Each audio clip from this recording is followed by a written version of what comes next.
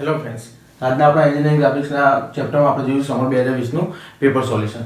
તો આના પહેલાં ઘણા બધા વિડીયો મૂકેલા છે અને ચેપ્ટર વાઇઝ મૂકેલા છે, તો એને એકવાર સોલ્વ કરશો ને તો ઇઝીલી સબ્જેક્ટ તમારો ક્લિયર થઈ જશે. જોતા પહેલાં હજુ જો તમે આ ચેનલને સબસ્ક્રાઇબ ના કરી હોય તો કરી લેજો, જેથી કરીને તમને નેક્સ્ટ બધા વિડીયો તમને ઇઝીલી મળી રહે.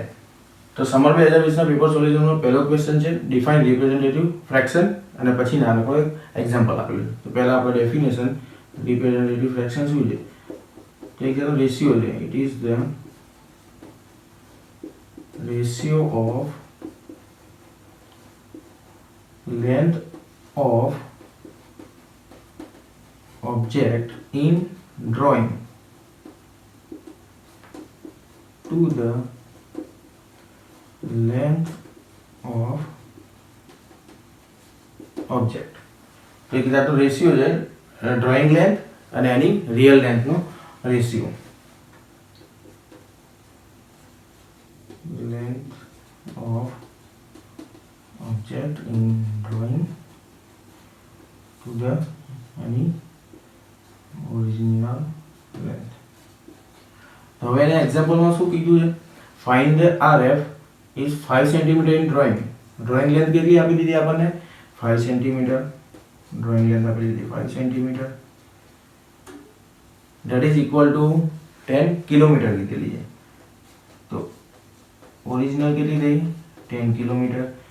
તો હવે આપણે ઇક્વેશન મૂકો, rational fraction is equal two length in drawing કેટલી છે 5 સેન્ટીમીટર અને એની ઓરિજિનલ કેટલી છે 10 kilometre.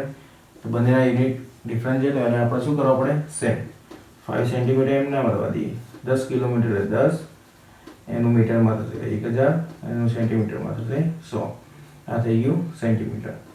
5 centimetre upon 10 raise to 3.5 6 centimetre. હજુ આને આગળ કરવું હોય તો આવશે 1/5 અથવા તો 1/5 એનું રેશનલ ફ્રેક્શન. એકદમ ઇઝી એક્ઝામ્પલ. હવે નેક્સ્ટમાં છે ક્વેશ્ચન 1b. તો give the definition of the following curve.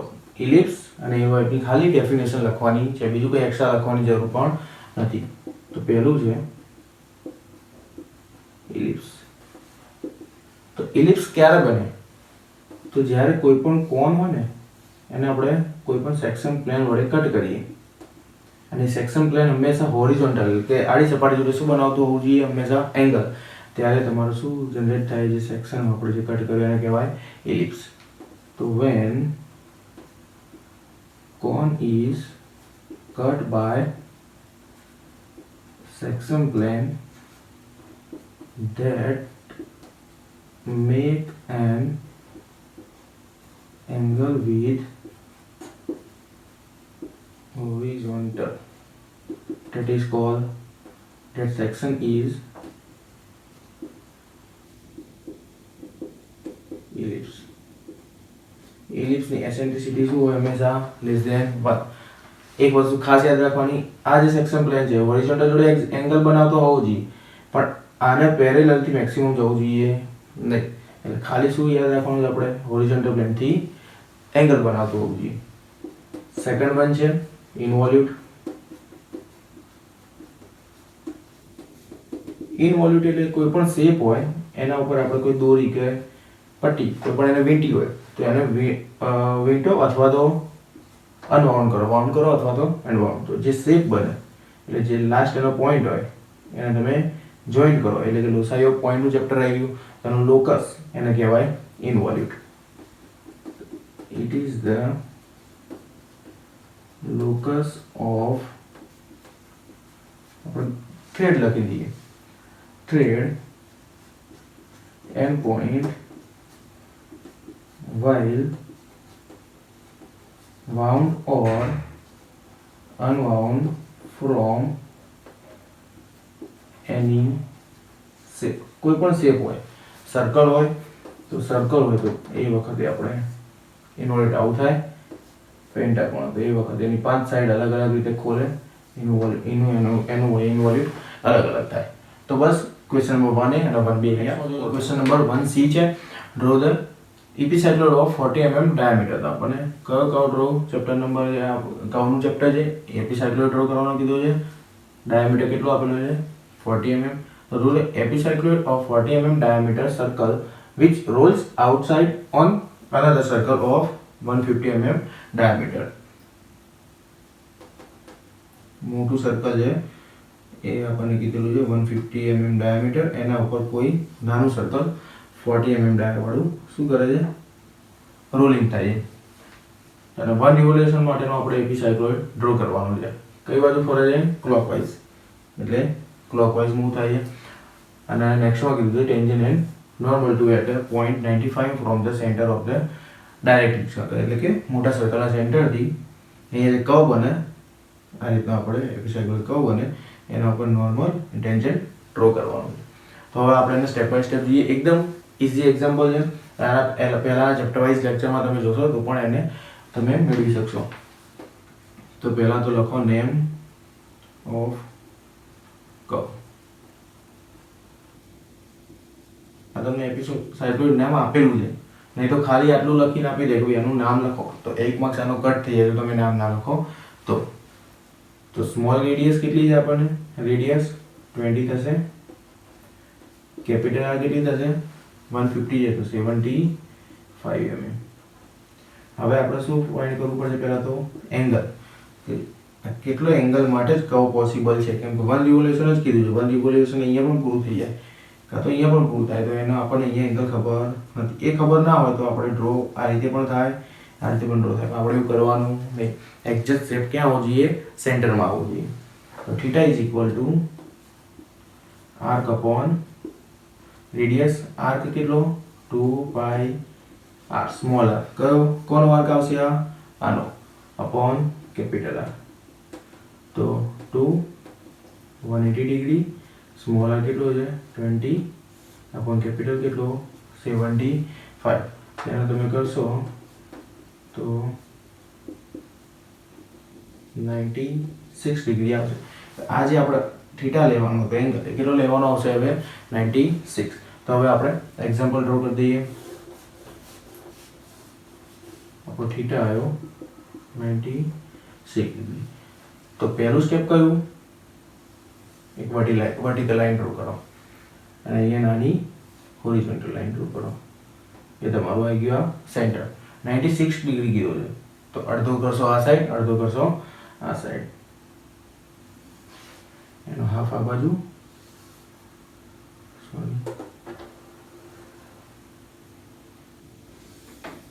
Half આ બાજુ. કેટલું આવશે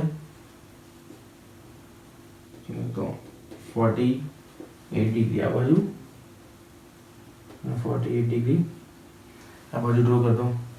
હવે અહીંથી પરિકર રાખો, પરિકર રાખવાનું જો કેટલું રેડિયસ કેટલી લેવાની છે મોટા સર્કલની 75 mm. 75 mm ની રેડિયસ રાખી શું મારવાનું છે, એક આર્ક મારવાનો છે.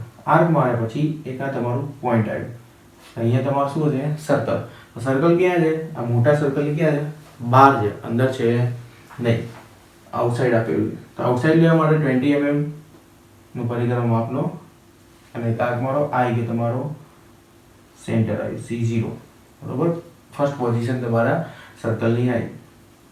તો અહીંયા હવે સેન્ટર રાખીને એક સર્કલ ડ્રો કરો. એ સર્કલ તમારું આવી કેટલાનું હશે, કેટલું માપ રાખવાનું છે 20 mm નું માપ રાખવાનું છે. અહીંયા જગ્યા કરવા માટે સ્મોલ આર તો 20, capital R 75, theta is equal to 96 degree, બરોબર. હવે અહીંયા પરિકર મૂકો. આ મેઇન સેન્ટર નામ આપણી આપણે O થી લઈ C0 એક સેન્ટર લાઈન ડ્રો કરો. પહેલા તો આ મેઇન છે, સેન્ટર લાઈન ડ્રો કરી. અહીંયા ડાયમેન્શન નથી બતાવી તો બતાવી દો 75. હવે સર્કલને આપણે 8 ભાગ કરવા, 12 24 એ આપણી મરજી. 12 કરો 24 કરો તો પણ ટાઈમ વેસ્ટ થશે, કંઈ જરૂર નથી. શેપ એકદમ ક્લિયર આવે પણ ટાઈમ વેસ્ટ કરવાની કોઈ જરૂર નથી. તો આપણે જનરલી 8 કરી દઈએ.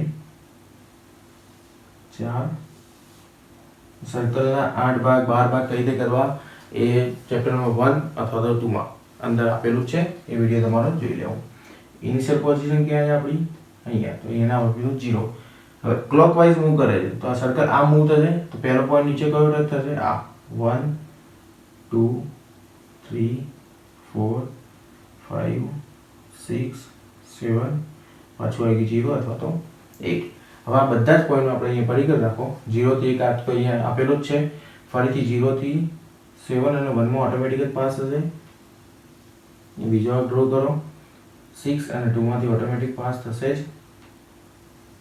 આ ડ્રો કરો, પછી 5 અને 3 નો અને 4 વાળો.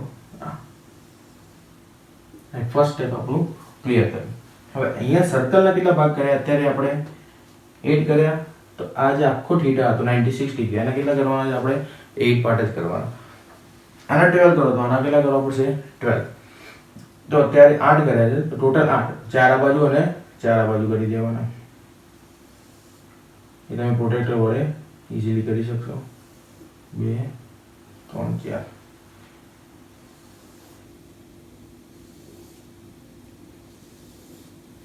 પડી ગયા 8. 1 2 3 4 5 6 7 અને 8. હવે તો નેક્સ્ટ એકદમ ઈઝી છે. આ સેન્ટર લાઈનને જે અહીંયા કટ કર્યું એ નામ આપો. અહીંયા હતું C0, અહીંયા C1, C2, C3, C4, C5, C6, C7 અને લાસ્ટ C8 અથવા તો સેન્ટર મળ્યા પછી હવે કંઈ નહીં કરવાનું. પહેલી તમારું ફિક્સ માપ લો. કેટલું? રેડિયસ જેટલું, 20 mm જેટલું. 20 mm જેટલું માપ લઈ. C0 તો અહીંયા પોઈન્ટ છે જ એક, એને નામ આપી દો P1. હવે C1 થી સોરી આ P0, C1 થી આપણે 1 ની લાઈન ક્યાં પાસ થાય છે? અહીંયા. અહીં એક આર્ક મારો આવી ગયો P1. C2 ઉપર સેમ માપ રાખો, 20 mm જેટલું. C2 થી લઈને C2 ની લાઈન ક્યાં પાસ થાય છે? તો અહીંયા આ નામ આપો P2. નામ જોડે જ આપતા જજો ને તો એકદમ મિક્સ થઈ જશે બધું, પાછળથી તમે નામ આપી શકશો નહીં. C3 ઉપર જાઓ, 20 ની રેડિયસ રાખો. 3 લાઈન ક્યાં પાસ થાય છે? અહીંયા. એમ નામ આપો P3. 4 ઉપર લો, 20 ની રેડિયસ તો અહીંયા જ આવશે ઓટોમેટિક P4. 5 ઉપર 20 ની રેડિયસ, 5 ની લાઈન ક્યાં જાય છે? આ રહી 3 અને 5 વાળી બંને એક જ લાઈન છે P5. 6 ઉપર માપ મૂકો, 6 ની લાઈન ક્યાં છે? અહીંયા આર્ક મારો P6. 7 ઉપર પરિકર મૂકો, સેન્ટર લો અને 7 ની લાઈન ક્યાં જાય છે? અહીંયા. તો આવી P7. સેમ વસ્તુ 8 એ મારશો એટલે અહીંયા આવશે P8 અથવા તો P0 ફરીથી. હવે કંઈ નહીં કરો, એકદમ સ્મૂથ કહો અહીંયા જોઈન કરવાનું. P0, P1, P2, P3, P4, P5, P6, P7 અને P8. અને ડાર્ક આ બધું થોડું માપનું લાઇટ રાખવાનું હતું અને આને એકદમ ડાર્ક અને સ્મૂથ કહો હોવો જોઈએ, એના જ માર્ક્સ મળશે.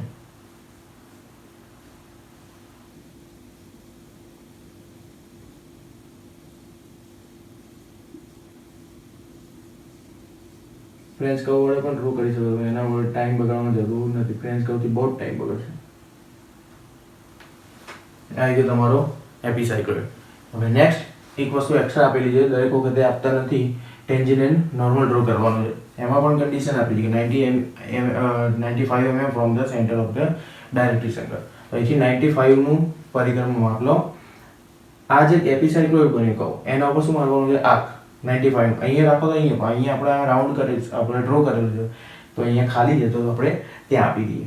તો 95 અહીંયા જ્યાં પણ આવે ત્યાં એક આર્ક માર્યો, એ આપણો પોઈન્ટ આવી ગયો x. હવે અહીંયા આપણે નોર્મલ અને ટેન્જન્ટ ડાયરેક્ટ પણ ડ્રો કરી શકાય. ટાઈમ ના હોય તો ડાયરેક્ટ કરવાનું ખરું, કંઈક ડ્રો કરેલું હશે તો માર્ક્સ મળશે.